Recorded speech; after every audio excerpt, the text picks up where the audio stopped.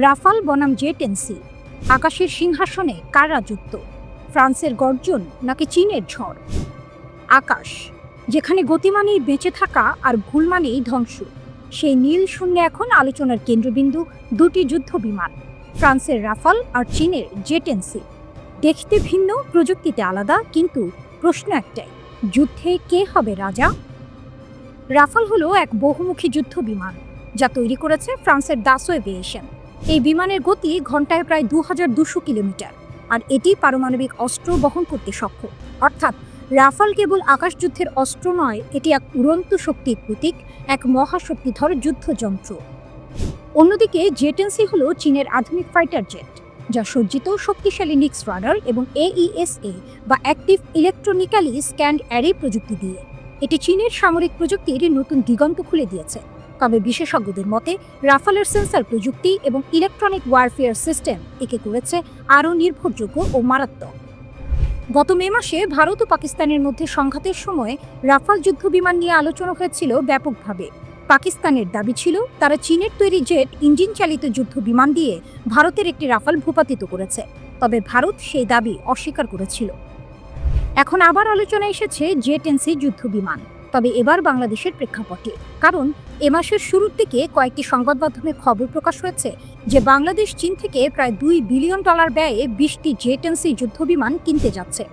এই জেট-এনসি আসলে jet-NC B মডেলের রপ্তানিযোগ্য সংস্করণ, যা বিদেশি ক্রেতাদের জন্য চীন তৈরি করেছে।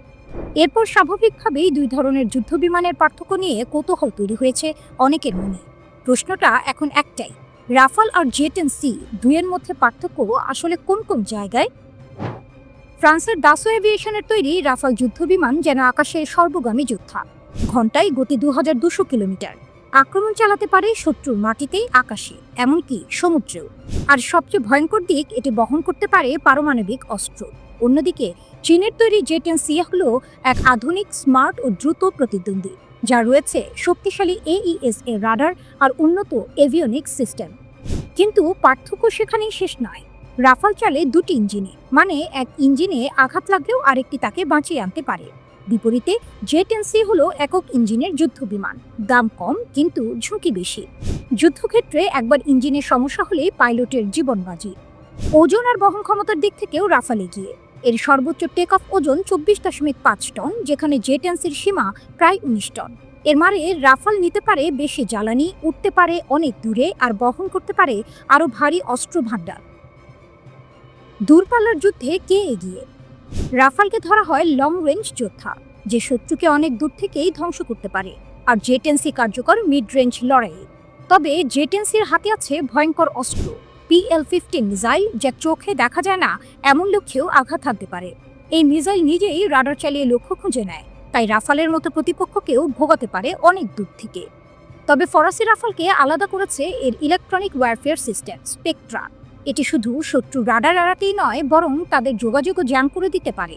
বিশ্লেষকরা বলেন রাফালের স্পেকট্রা সিস্টেম বিশ্বের অন্যতম উন্নত যুদ্ধ প্রযুক্তি। রাফালে রয়েছে 14টি হার্ড পয়েন্ট, যেখানে ট্যাঙ্ক, মিসাইল, ক্রুজ অস্ত্র সব একসাথে বহনযোগ্য। জেট-এনসি যদিও প্রযুক্তিতে এগিয়ে আসছে, তবুও যুদ্ধক্ষেত্রের অভিজ্ঞতায় পিছিয়ে। রাফাল ইতোমধ্যে লিবিয়া, সিরিয়া ও আফ্রিকার যুদ্ধক্ষেত্রে পরিচিত। জেট-এনসি এখনও তুলনামূলক নতুন মুখ। আর দাম, এখানেই জেট-এনসির জয়। একটি রাফালের দাম যেখানে $80 থেকে $125 মিলিয়ন, সেখানে জেট-এনসি পাওয়া যায় $40 থেকে $60 মিলিয়ন। তাই যারা পশ্চিমা যুদ্ধ বিমান কিনতে পারেন না বা চান না, তাদের জন্য চীনা ফাইটার এখন এক প্রিয় বিকল্প। বিশ্লেষকদের ভাষায়, পরিষ্কার আকাশে দক্ষ কৌশলে রাফাল অজেয়, কিন্তু PL-15 হাতে জেট-এনসিও কম ভয়ঙ্কর নয়। শেষ পর্যন্ত রাফাল যেখানে রাজকীয় পরিপূর্ণতা, জেট-এনসি সেখানে দ্রুত উত্থানের প্রতীক। একদিকে ফরাসি নিখুঁত প্রকৌশল, অন্যদিকে চীনা সাহসী উদ্ভাবন। প্রশ্নটা তাই এখনো খোলা, যখন তারা মুখোমুখি হবে আকাশে গর্জন তুলবে কে? রাফালের গর্ব নাকি জেট-এনসির গতি? একই আকাশে দুই যোদ্ধা, একটি ইউরোপের অহংকার, অন্যটি এশিয়ার উচ্চাকাঙ্ক্ষা। বিজয়ী হোক যেই হোক, আকাশে তখন শুধু শোনা যাবে একটাই শব্দ, গর্জন। রাশিয়া নড়ে চড়ে বসেছে, ইরান উঠছে নতুন শক্তির ডানায়। আকাশে তৈরি হচ্ছে এমন এক ঝড় যা ইসরায়েলের নিদ্রা কেড়ে নিতে পারে। রাশিয়া ঘোষণা দিয়েছে ইরানকে দিচ্ছে মারাত্মক যুদ্ধ বিমান। 1, 2, 3 নয়, ডজনের পর ডজন। এটাই হতে যাচ্ছে ইরানের সবচেয়ে বড় আকাশ শক্তির আপগ্রেড। মধ্যপ্রাচ্যের আকাশে নতুন খেলোয়াড়, তার নাম ইরান। মস্কো ও তেহরান এখন নতুন যুগে প্রবেশ করছে, আকাশ শক্তির যুগ। ইরান বহুদিন ধরে আধুনিক জেট খুঁজছিল, অবশেষে রাশিয়া Su-35 উৎপাদন বাড়িয়ে দিল। লিক হওয়া নথিতে দেখা গেছে ইরানের জন্য গোপনে তৈরি হচ্ছে ভয়ঙ্কর সব জেট। রাশিয়ার কারখানায় রাত দিন গর্জন করছে ইঞ্জিন। লক্ষ্য ইরানের আকাশ শক্তি। মিলিটারি ওয়াচ ম্যাগাজিন জানায় 16টি Su-35 ইতিমধ্যেই উৎপাদনে। এটা শুধু চুক্তি নয়, এটা মধ্যপ্রাচ্যের শক্তির ভারসাম্য পাল্টে দেওয়ার ঘোষণা। রুশ কর্মকর্তারা নিজেরাই সাবসিস্টেম পরীক্ষা করেছেন। এটাই প্রমাণ করে এই প্রকল্প সর্বোচ্চ অগ্রাধিকারের। তেহরানের আকাশে আবার নতুন যুগের সূর্য উঠছে। খবরে বলা হয়েছে ইরানের জেটগুলোর কাজ চলছে 2024 সালের শুরু থেকেই। রাশিয়ার ফার ইস্টে থাকা কমসা প্ল্যান্ট এই Su-35 তৈরির প্রধান কেন্দ্র। একসময় যেখানে বছরে 14টা জেট তৈরি হতো, এখন সেটি আরও বাড়ানো হচ্ছে। কারণ ইরান চায় গতি, চায় ক্ষমতা, চায় আধিপত্য। ইরান শুধু কিনছে না, তারা আকাশে প্রভাব বিস্তারের প্রস্তুতি নিচ্ছে। লিক হওয়া রুশ সরকারি নথি বলছে মোট 48টি Su-35 নিচ্ছে ইরান। ইথিওপিয়া থেকেও অর্ডার এসেছে, আইজেরিয়ায়ও ডেলিভারি চলছে। এগুলোর কিছু নাকি তৈরি হয়েছিল মিশরের জন্য, কিন্তু এখন সেগুলো যাবে ইরানের হাতে। কেন এত বড় সিদ্ধান্ত? কারণ আকাশযুদ্ধে পিছিয়ে থাকতে চায় না ইরান। গত জুনের আকাশযুদ্ধে ইরানের পুরনো ভিয়েতনাম যুগের জেট প্রায় অকেজো হয়ে পড়ে। বিশেষজ্ঞরা বলেন এটাই তেহরানকে বড় কেনাকাটার দিকে ঠেলে দিয়েছে। ইসরায়েল আর যুক্তরাষ্ট্রের বিরুদ্ধে মাত্র 12 দিনের যুদ্ধে ইরান বুঝেছে পরবর্তী সংঘর্ষে বাঁচতে হলে আকাশে আধিপত্য গড়তেই হবে। ইরান এখন উঠছে। ইসরায়েল জানে এই ওঠা থামানো কঠিন হবে। ইরান শক্তি বাড়াচ্ছে, গতি বাড়াচ্ছে, আকাশ যুদ্ধের জন্য প্রস্তুত হচ্ছে। রাশিয়ার Su-35 হাতে পেলে ইরানের আকাশ আর দুর্বল থাকবে না। ইসরায়েলের জন্য আকাশ হবে আরও বিপদসংকুল। মধ্যপ্রাচ্যের শক্তির মানচিত্র বদলে যাচ্ছে, আর এর কেন্দ্রে দাঁড়িয়ে আছে রাশিয়া ও ইরানের নতুন আকাশজোট। একটা ঝড় তৈরি হচ্ছে, যার গর্জন শোনা যাচ্ছে মস্কো থেকে তেহরান। এই ঝড় কোনো সীমান্ত মানে না, এই ঝড়ের নাম ইরানের নতুন আকাশ শক্তি। ইসরায়েল জানে এই শক্তি আকাশের রং বদলে দিতে পারে।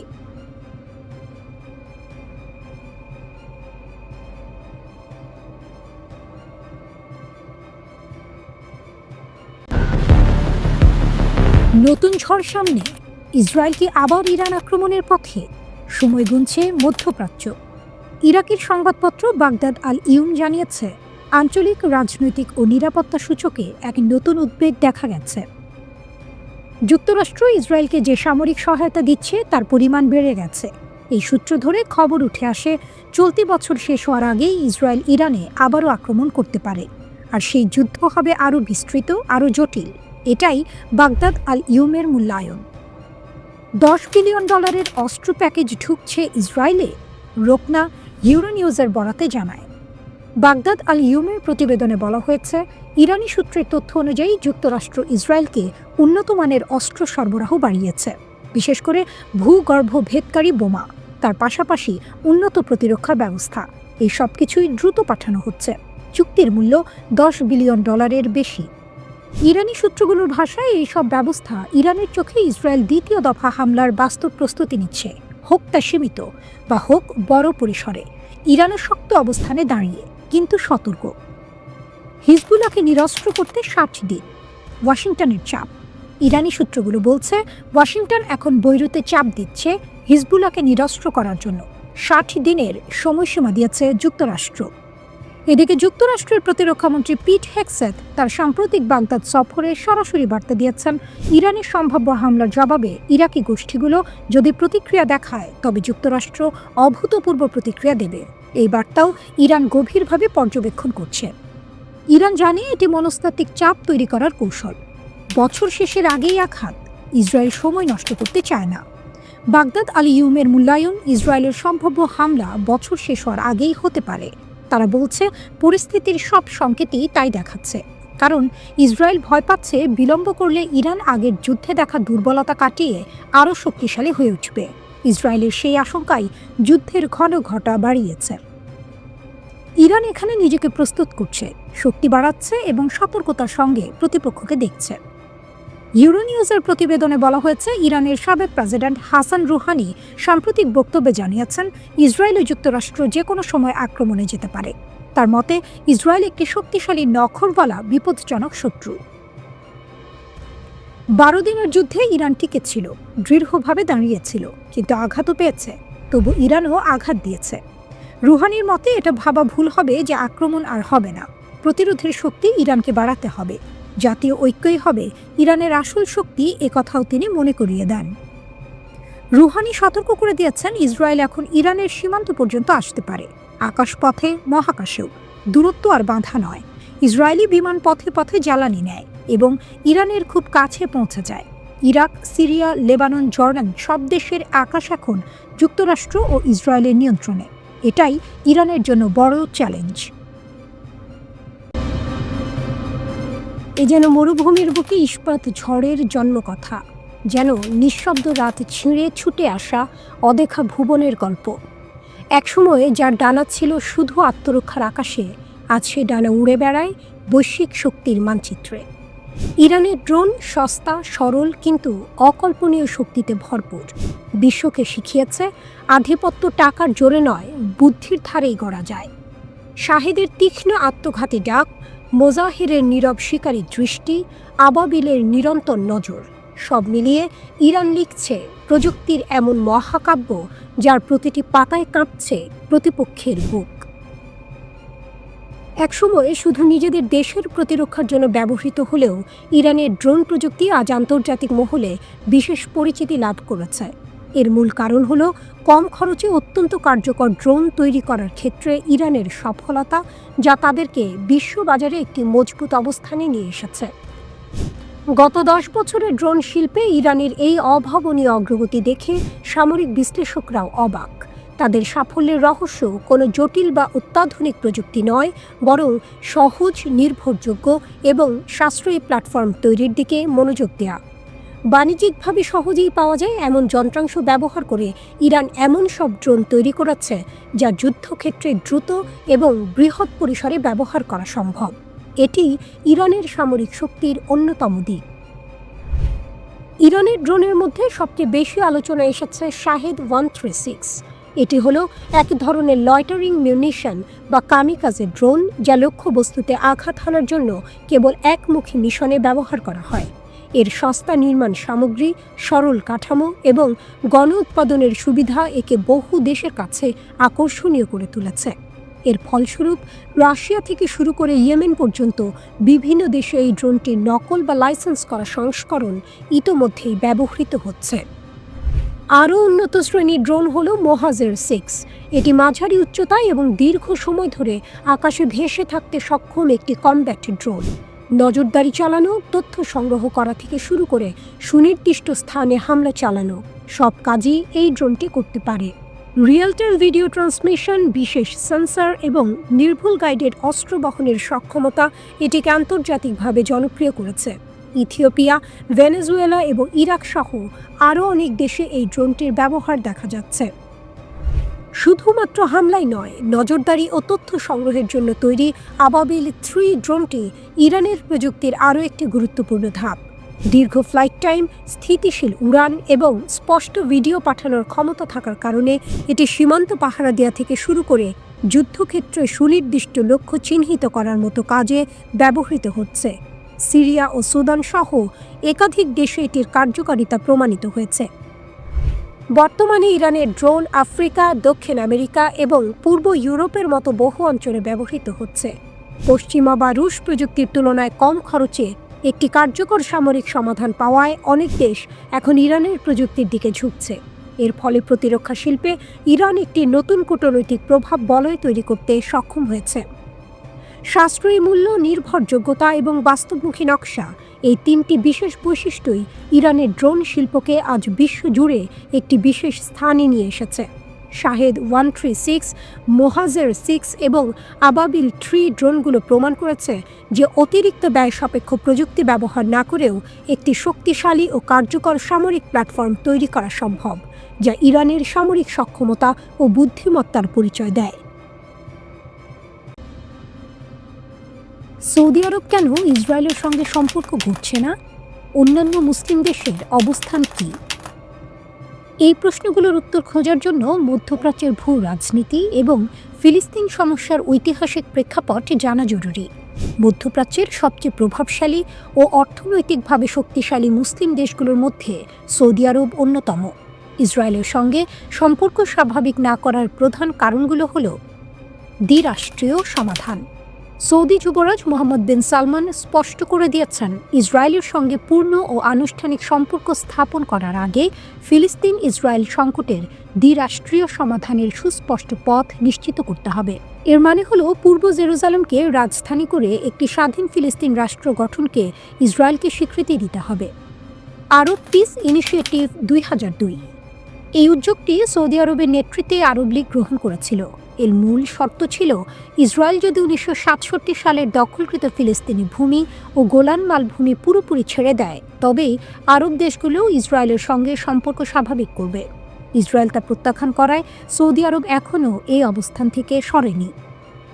জনমতের চাপ। সৌদি আরব পবিত্র মক্কা ও মদিনার ধারক। ফিলিস্তিনিদের প্রতি সমর্থন সে দেশের মানুষের মধ্যে খুবই গভীর। গাজায় সাম্প্রতিক গণহত্যার মতো ঘটনায় মুসলিম বিশ্বে যে তীব্র ক্ষোভ সৃষ্টি হয়েছে, সেখানে ইসরায়েলের সঙ্গে সম্পর্ক স্থাপন করলে তা দেশের অভ্যন্তরে এবং বৃহত্তর মুসলিম বিশ্বে চরম জনরোষ সৃষ্টি করবে। আঞ্চলিক নেতৃত্ব। মধ্যপ্রাচ্যের নেতা হিসেবে সৌদি আরবের অবস্থান বজায় রাখতে হলে তাকে ফিলিস্তিন প্রশ্নের সমাধান না হওয়া পর্যন্ত ইসরায়েলের সঙ্গে সরাসরি সম্পর্ক স্থাপন থেকে বিরত থাকতে হবে। অন্যান্য মুসলিম দেশের অবস্থান। মুসলিম দেশগুলোর মধ্যে ইসরায়েলের সঙ্গে সম্পর্ক 3 ভাগে বিভক্ত। 1. চুক্তিবদ্ধ দেশ। আব্রাহাম অ্যাকর্ডস 2020 সালের আব্রাহাম অ্যাকর্ডসের মাধ্যমে এই দেশগুলো ইসরায়েলকে আনুষ্ঠানিকভাবে স্বীকৃতি দিয়েছে। সংযুক্ত আরব আমিরাত ও বাহরাইন 2020 সালের সেপ্টেম্বরে তারা চুক্তিতে সই করে। অর্থনৈতিক ও সামরিক সহযোগিতা, বিশেষ করে ইরান ভীতি মোকাবিলায় যুক্তরাষ্ট্রের সমর্থনের বিনিময়ে তারা ইসরায়েলের সঙ্গে সম্পর্ক স্থাপন করে। সুদান ও মরক্কো। সুদান 2021 সালের জানুয়ারিতে এবং মরক্কো 2020 সালের ডিসেম্বরে চুক্তিতে যুক্ত হয়। মরক্কো এর বিনিময়ে পশ্চিম সাহারা নিয়ে তার দাবির প্রতি যুক্তরাষ্ট্রের স্বীকৃতি আদায় করে। তবে গাজায় গণহত্যার পর এই চুক্তিবদ্ধ দেশগুলো নিজ দেশেই তীব্র জনবিক্ষোভের মুখে পড়েছে।